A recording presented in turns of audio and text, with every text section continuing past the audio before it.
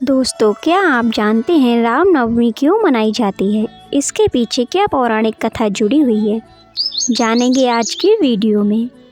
रामनवमी त्यौहार चैत्र मास के शुक्ल पक्ष की नवमी को मनाया जाता है, जो अप्रैल मई में आता है। हिंदू धर्म शास्त्रों के अनुसार इस दिन मर्यादा पुरुषोत्तम भगवान श्री राम जी का जन्म हुआ था। दोस्तों, वीडियो पसंद आती है तो वीडियो को लाइक और हमारे चैनल को सब्सक्राइब करना ना भूलें।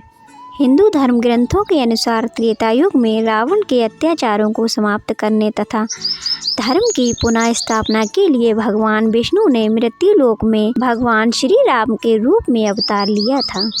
रामायण और रामचरितमानस हमारे पवित्र ग्रंथ हैं। तुलसीदास जी ने श्री राम को ईश्वर मानकर रामचरितमानस की रचना की, किंतु आदि कवि वाल्मीकि ने अपने रामायण में श्री राम को मनुष्य ही माना है। तुलसीदास जी ने रामचरितमानस को राम के राज्याभिषेक के बाद समाप्त कर दिया। वहीं आदि कवि श्री वाल्मीकि ने अपनी रामायण में कथा को आगे श्री राम के महाप्रयाण तक वर्णित किया है। कैसे हुआ था भगवान श्री राम का जन्म? महाराज दशरथ ने पुत्र प्राप्ति हेतु यज्ञ आरंभ करने की ठानी।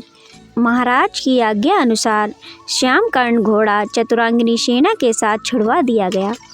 महाराज दशरथ ने समस्त मनस्वी तपस्वी विद्वान ऋषि मुनियों के साथ वेद विज्ञ प्रकांड पंडितों को यज्ञ संपन्न कराने के लिए बुलावा भेज दिया।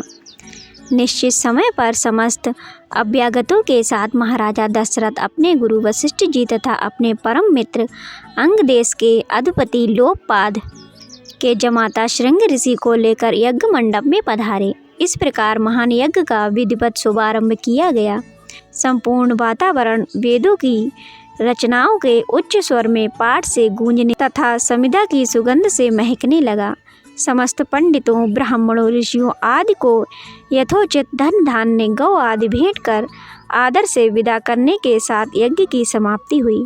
राजा दशरथ ने यज्ञ के प्रसाद चरा यानी खीर को अपने महल में लेकर आए और तीनों रानियों को समान रूप से वितरित कर दिया। प्रसाद ग्रहण करने के फलस्वरूप तीनों रानियों ने गर्भ धारण किया। जब चैत्र मास के शुक्ल पक्ष की नवमी तिथि को पुनर्वसु नक्षत्र में सूर्य, मंगल, शनि, बृहस्पति तथा शुक्र अपने अपने उच्च स्थानों में विराजमान थे। कर्क लगन का उदय होते ही महाराज दशरथ की बड़ी रानी कौशल्या के गर्भ से एक शिशु का जन्म हुआ, जो कि नील वर्ण चुंबकीय आकर्षण वाले, अत्यंत तेजमय, परम कांतिवान तथा अत्यंत सुंदर था। इसके पश्चात शुभ नक्षत्रों में और शुभ घड़ी में महारानी कैकेयी ने एक तथा तीसरी रानी सुमित्रा के 2 तेजस्वी पुत्रों का जन्म हुआ। संपूर्ण राज्य में आनंद मनाया जाने लगा। महाराज के 4 पुत्रों के जन्म के उल्लास में गंधर्व गाना गाने लगे और अप्सराएं नृत्य करने लगीं। देवता अपने विमानों में बैठकर पुष्प वर्षा करने लगे। महाराज ने उन्मुक्त हस्त से राजद्वार पर आए भाट, चारण तथा आशीर्वाद देने वाले ब्राह्मणों और याचकों को दान दक्षिणा दी। पुरस्कार में प्रजाजनों को धन धान्य तथा दरबारियों को रत्न आभूषण प्रदान किए गए। चारों पुत्रों का नामकरण संस्करण महर्षि वशिष्ठ के द्वारा किया गया तथा उनके नाम रामचंद्र, भरत, लक्ष्मण और शत्रुघ्न रखे गए। आयु बढ़ने के साथ साथ ही राम गुणों से भी अपने भाइयों से आगे बढ़ने तथा प्रजा में अत्यंत लोकप्रिय होने लगे। उनमें अत्यंत विलक्षण प्रतिभा थी। उनके परिणाम स्वरूप अल्पकाल में ही वे समस्त विषयों में पारंगत हो गए।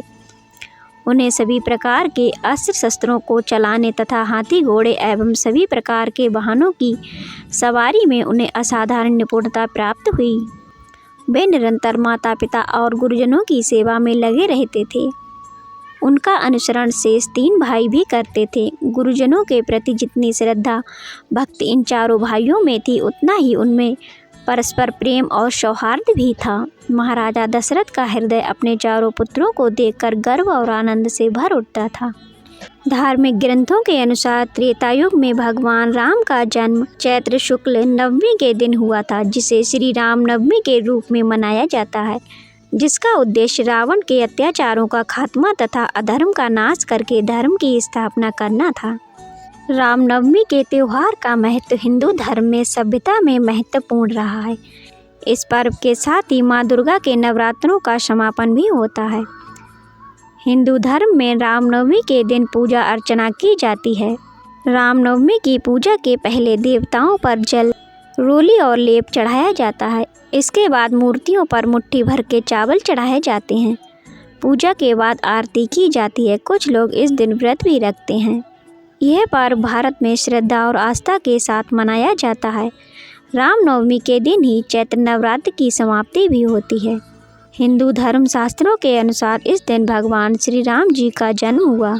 इस शुभ तिथि को भक्त लोग रामनवमी के रूप में मनाते हैं एवं पवित्र नदियों में स्नान करके पुण्य के भागीदार होते हैं। तुलसीदास जी ने बालकांड में राम नाम की महिमा का बखान किया है। राम शब्द को कई ग्रंथों में संपूर्ण मंत्र तक माना गया है। राम नाम ग्रंथों में सबसे छोटा और सबसे सटीक मंत्र कहा गया है। यह इतना आसान है कि प्राचीन काल में राम शब्द भारतीय संस्कृति में अभिवादन करने के लिए भी उपयोग किया जाता है। स्वर विज्ञान कहता है दीर्घ स्वर में राम शब्द का उच्चारण करने से शरीर पर वैसा ही असर पड़ता है जैसा ओम के उच्चारण से होता है। तो दोस्तों, आज की यह वीडियो आपको कैसी लगी और हमारी एक मेहनत के लिए वीडियो को लाइक तथा चैनल को सब्सक्राइब करना ना भूलें। मिलते हैं नेक्स्ट वीडियो में।